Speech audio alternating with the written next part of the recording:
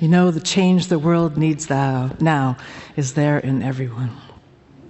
A few weeks ago, I asked Sean if he'd be willing to find someone to sing Jackson Browne's Standing in the Breach today, and I am so grateful. Thank you, Jan. Thank you, Sean. Consider that song our reading for the morning. Breach comes from the Old English and Old Dutch, meaning fracture or break. Right? A military breach, breach in a defense line, a breach of contract, a breach of security, a data breach. Standing in the breach means putting ourselves in harm's way in order to help someone else, in order to save someone else. So risking our security for that of others. It was written after a big earthquake in Haiti. And it talks about poverty and peace and love and this wanting to change the world, and that the change lies in everyone. Jackson Browne is encouraging us all to stand in the breach in whatever ways we're able to. You don't know why, he writes, but you still try for the world you wish to see. As Unitarian Universalists, that world is built on a foundation of love that holds us together. It's a world honoring the shared values of generosity and justice, of equity and interdependence, of pluralism, of the ability to adapt and transform and grow. In the late 1980s, a close friend of mine was running a neighborhood-based racial dialogue group, and then expanded to many groups using the format of nonviolent communication, which some of you may be familiar with. She was a black woman, and she needed a white co-conspirator. So these groups offered a place for dialogue and to practice skills in understanding each other's needs. Now, I loved my friend, so I agreed, although I knew approximately nothing about what I was doing. For 2.5 years, every single Saturday morning group felt like the very first group. And every week, I felt like an inexperienced rookie, wet behind the ears, green, all of it, high anxiety. I was just bungling through. My friend was so much more skillful than I was, and mostly I just tried desperately not to be a detriment to her work. I'm sure I sometimes was. In many ways, though, 30 years later, I still feel quite as much like a beginner in this work of anti-racism. I'm just more at ease now with my novice status. The world was never perfect, and we are not charged with cleaning up all of history. Most of us will never be anti-racism experts, and neither are we free to abandon this work. So this is my attempt at a humble reflection ahead of today's vote on the 8th principle.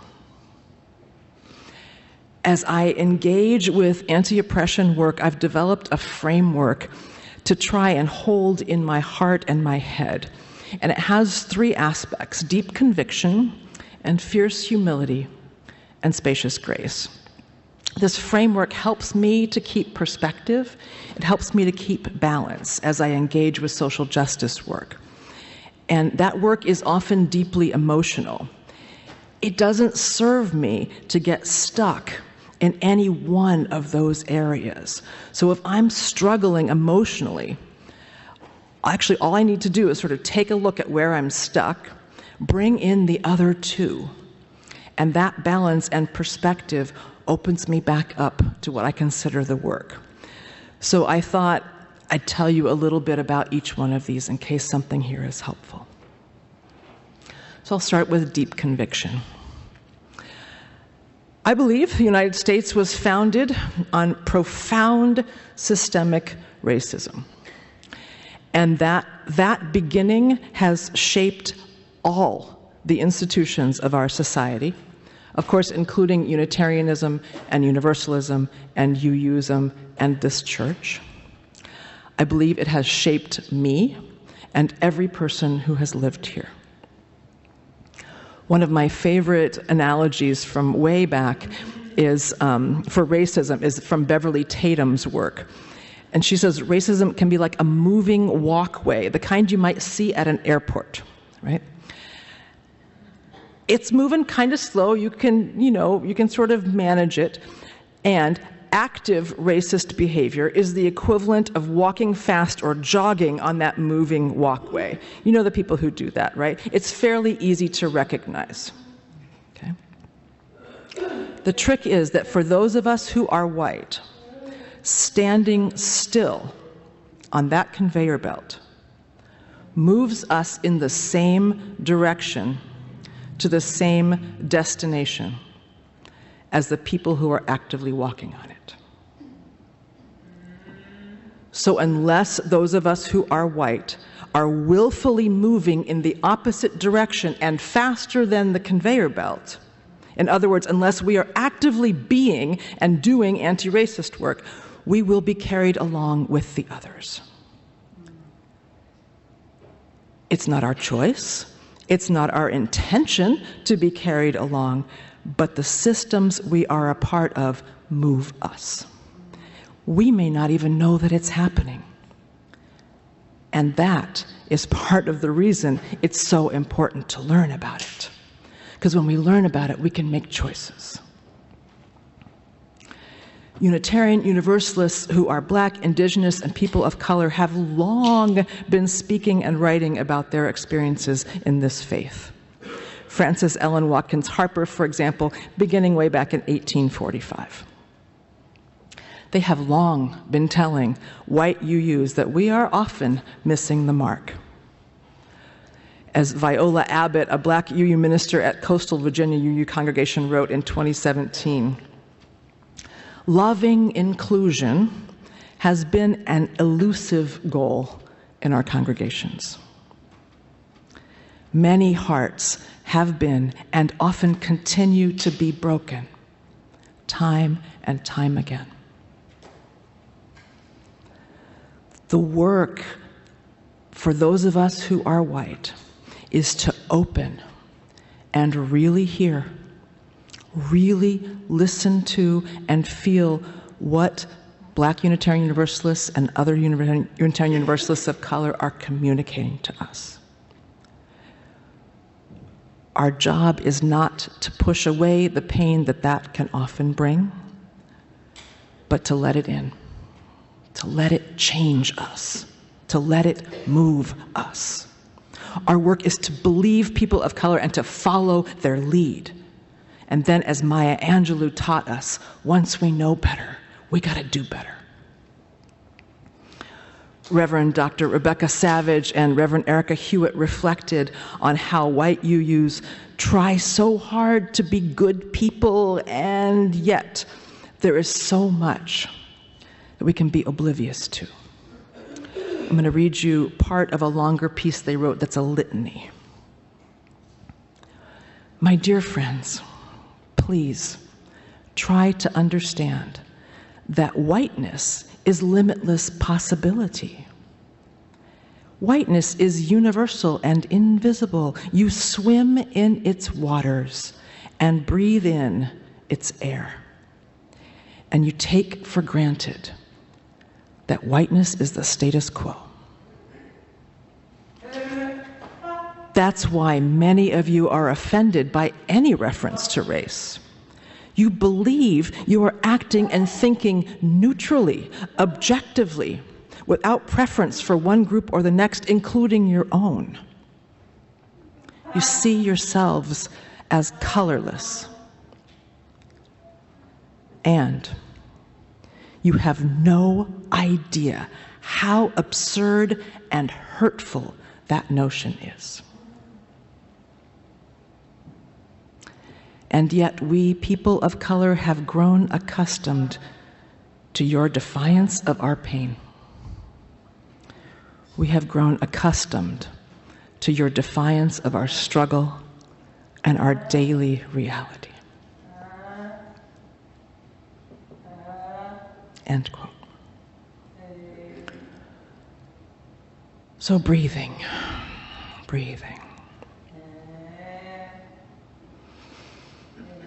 What does it feel like to really take that in?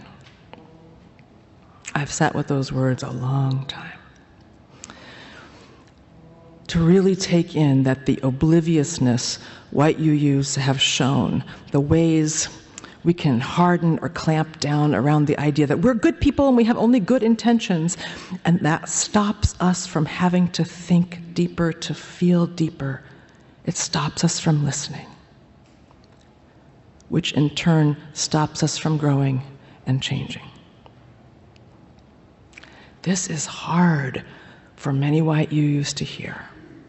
And this is the hard work of our theology that we have been talking about for the month of February.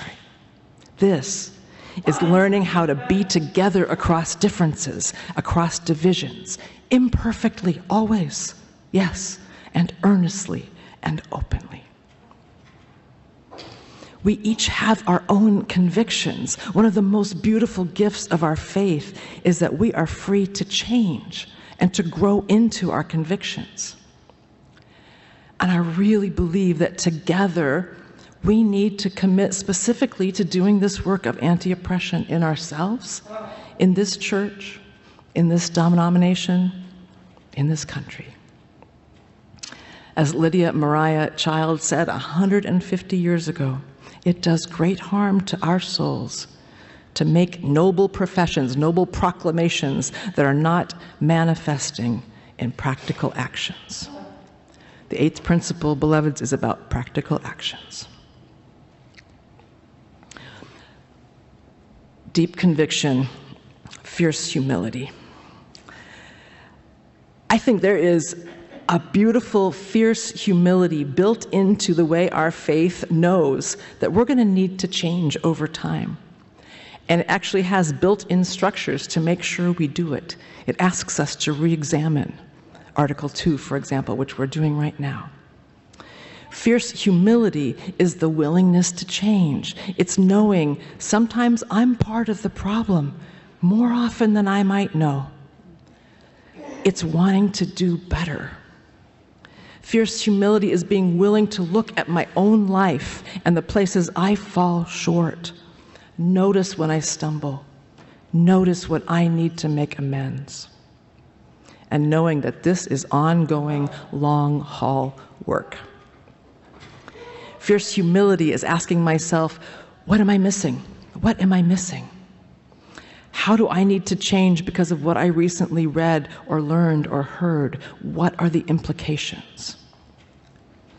And also, where am I putting my energy? What do we as a church need to change? How do we need to release or rethink, remove, reconcile, repair, rework? Where do we direct our energy?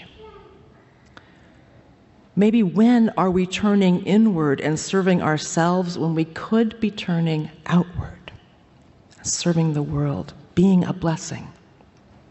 Accountability is important, and that's what the eighth principle brings. If we're in this for the long haul, passing the eighth principle means we're adding to our church covenant, our underlying agreements of how we are with each other, this intention to do anti-oppression work. It means we're now responsible, if we pass this, to inspire and hold each other accountable for this work. It means we're agreeing to be open, insofar as we can, and grateful for respectful challenges to things we've said and done.